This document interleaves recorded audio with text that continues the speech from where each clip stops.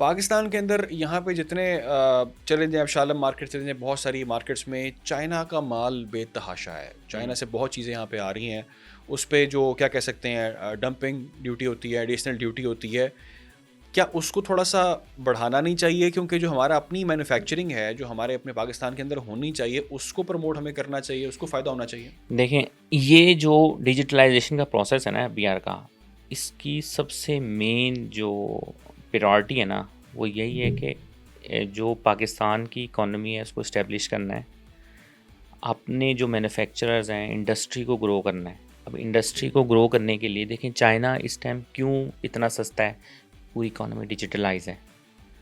तमाम गवर्नमेंट को पता है कौन सा बिज़नेस क्या कर रहा है, लेबर क्यों इस तरह से वो मैनेज कर पा रहे हैं। हर चीज़ वो इसलिए कर पा रहे हैं क्योंकि तमाम जो फिगर्स एंड फैक्ट्स हैं वो तमाम कैलकुलेटेड हैं, सबके सामने हैं वो अपनी इकॉनमी उसकी ट्रांसपेरेंट है, गवर्नमेंट उनको रिबेट दे रही है, उनको बेनिफिट्स दे रही है, अपनी इंडस्ट्री को और ग्रो कर रही है।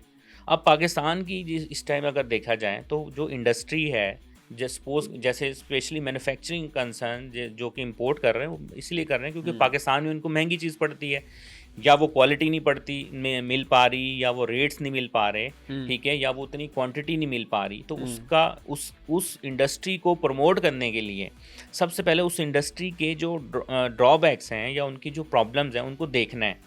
उसको देखने के लिए आपको उस इंडस्ट्री को सबसे पहले डिजिटलाइज करना है कि यार उसके फैक्ट्स एंड फिगर तो सामने हैं कि ये इंडस्ट्री क्यों जो है सफ़र कर रही है हुँ, और किस वजह से जो है ये मतलब हम इसको प्रमोट नहीं कर पा रहे, या कौन से ऐसी सब्सिडीज़ हैं या पाक जो ऐसे बेनिफिट्स हैं या रिबेट्स हैं या पॉलिसीज़ हैं जो कि हम इनको नहीं दे पा रहे, इनको ज़रूरत है। वो हुँ, तभी होंगी जब ये अपने आप को टैक्स ब्रैकेट में लाएंगे, प्रॉपर अपने आप को सिस्टम को डिजिटलाइज करेंगे। अपनी तमाम चीज़ें जब आप डॉक्टर के पास जाएंगे अपनी हर चीज़ सामने रखेंगे। अगर आपको आपको कोई भी प्रॉब्लम है आप छुपाएंगे डॉक्टर से, जब आप हुँ। रिपोर्ट कराएंगे तब तो निकलनी है। अगर आप झूठ बोलेंगे तो ज़ाहिर सी बात है वो डॉक्टर प्रिस्क्राइब नहीं कर पाएगा, अगर करेगा तो गलत करेगा। गलत करेगा। तो इसीलिए यही है कि ये जब इस चीज़ को अगर आप इस्टेब्लिश करना चाह रहे हैं, इकॉनमी डिजिटलाइज करें, मैन्युफैक्चरर्स जितने भी हैं प्रॉपर कंप्लायंस फॉलो करें, हुँ। और जब ये कंप्लायंस फॉलो हो जाएंगे तो फिर ये एक दिन इंशाल्लाह ये जो हमारी मैन्युफैक्चरिंग इंडस्ट्रीज़ है ये उस लेवल पे आ जाएगी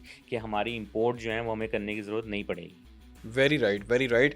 आपने एक टर्म यूज़ की थी, वापस मैं आता हूँ उस टॉपिक की तरफ। आपने कहा था प्राल का आपने ज़िक्र किया था।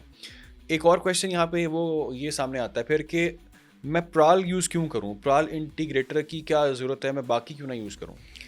जी, ये सबसे हॉट क्वेश्चन इस टाइम यही है कि हुँ, अगर कि प्राल क्यों यूज़ करें और प्राइवेट इंडिकेटर को क्यों ना करें, या हुँ, प्राइवेट इंडिकेटर को करें और प्राल को यूज़ क्यों ना करें। हुँ। उसकी रीज़न देखें, प्राल सबसे पहले तो ट्रस्टवर्दी और एफबीआर का एक मुस्तनिद वेरीफाइड जो है वो डिपार्टमेंट है। प्राल। जी, डायरेक्ट कनेक्टेड है, रियल टाइम बेसिस सपोर्ट है। जो कंप्लाइंस आ रही हैं सबसे पहले प्राल के पास आ रही हैं। और सबसे जो अगर हम देखा जाए पब्लिक बेनिफिट क्या है इसमें, हुँ, पब्लिक बेनिफिट ये है कि जो प्राइवेट इंटीग्रेटर है वो बहुत एक्सपेंसिव है, हुँ, और बिजनेस की इस टाइम इतनी नहीं है हिम्मत, इस्तात नहीं है कि हुँ, वो इतनी अमाउंट्स पे करे इस डिजिटलाइजेशन में, जबकि वो कह रहा है कि मैं तो भूखा मर रहा हूँ। हुँ, तो उसके लिए एफबीआर ने ये एक बहुत अच्छा ये स्टेप लिया है कि आप उसने ये एफबीआर ये कह रहा है कि ये प्राल फ्री ऑफ कॉस्ट है, रिलायबल है, अथेंटिक है, और ब्लैकमेलिंग नहीं है आपकी। अगर आप सपोज करें प्राल के मल्टीपल जो है वो इंटीग्रेटर हैं, हुँ, फ्री ऑफ कॉस्ट है ना, कोई भी इंटीग्रेटर जैसे आइसोलेट ईआरपी है या हुँ, कोई और डेस्कटॉप बेस है या और कोई क्लाउड बेस है, अगर कोई आप किसी के साथ कनेक्ट हो गए, हुँ, कनेक्ट होने के बाद कल को आप कहते हैं यार हमें तो सर्विस अच्छी नहीं मिल रही, या आप सेटिस्फाइड नहीं हैं, तो आप उससे वो एक पराल को ईमेल करें और उससे कि मैं मुझे इससे डीलिंग कर दें, मैं am not satisfied with this service provider. हुँ। वो आपको डीलिंग कर देगा, आप किसी और के साथ जुड़ जाएं।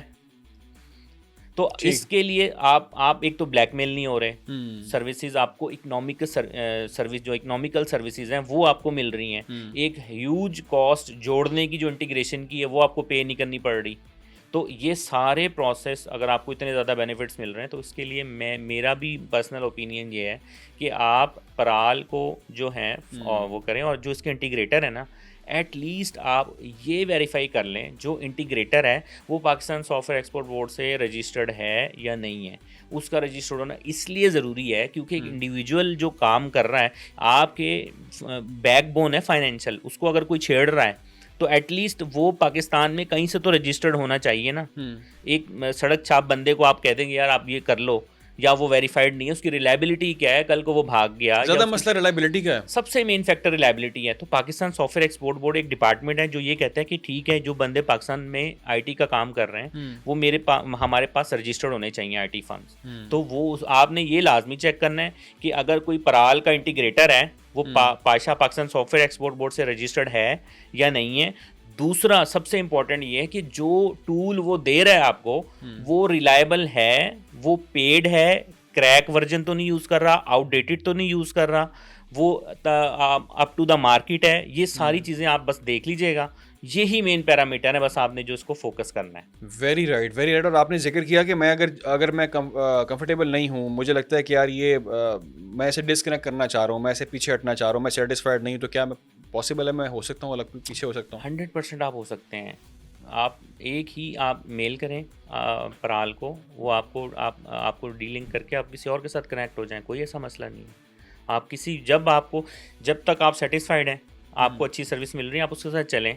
लेकिन जब आप देख रहे हैं कि वो कंप्लायंस ही प्रॉपर फॉलो नहीं कर रहा, आपका डेटा सही वैलिडेट नहीं हो रहा, आपका डेटा आप भेज क्या रहे हैं, जा क्या रहा है, टैक्स क्या कैलकुलेट कर रहे हैं, इस तरह से अगर कोई ऐसा जो आपकी इनवाइस सिंक्रोनाइज हो ही नहीं पा रही, जुड़ने का अमल पूरा ही नहीं हो पा रहा, तो आप वो सोल्यूशन लें जो आपके लिए रिलायबल है। ठीक, यानी कि हम डिस्कनेक्ट हो सकते हैं, कोई इसमें प्रॉब्लम नहीं है। राइट, कोई आप मैसेज देना चाहें राव साहब ऑडियंस आपको देख रहे हैं, इस हवाले से आप कोई पैगाम देना चाहें प्लेटफॉर्म से? सबसे मेन तो कि ये जो डिजिटलाइजेशन का प्रोसेस है ना, इसको खुले दिल से एक्सेप्ट करें।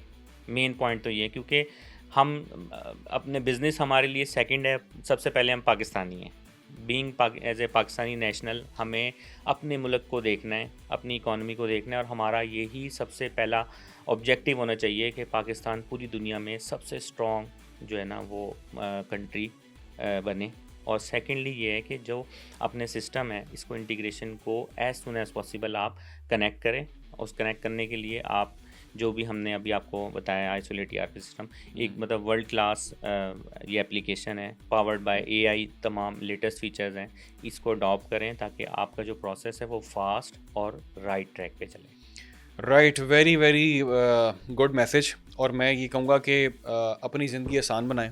जैसा कि पूरी डिस्कशन में मुझे आपकी बात का जो क्रक्स अगर मैं कह सकता हूँ वो ये कह सकता हूँ कि इस नए प्रोसेस का हिस्सा बने, इस पे ट्रस्ट करें, इसकी रिलायबिलिटी के ऊपर ट्रस्ट करें, और अपना टाइम भी बचाएं, अपना कीमती वक्त जो आप अपनी फैमिली को दे सकते हैं आप वो करें। आप रेवेन्यू पॉइंट ऑफ व्यू से अगर देखते हैं तो भी आपको फ़ायदा है। और इससे सबसे बढ़ के ये जो सबसे अहम चीज़ जो मुझे समझ आ रही है वो ये है कि पाकिस्तान को इससे फ़ायदा होगा। ये गियर 2 है, ये सक्सेसफुल होगा, हम गियर 3 लगाएंगे, हम गियर 4 लगाएंगे, और फिर गाड़ी जल्द से जल्द पाकिस्तान की चलती रहेगी।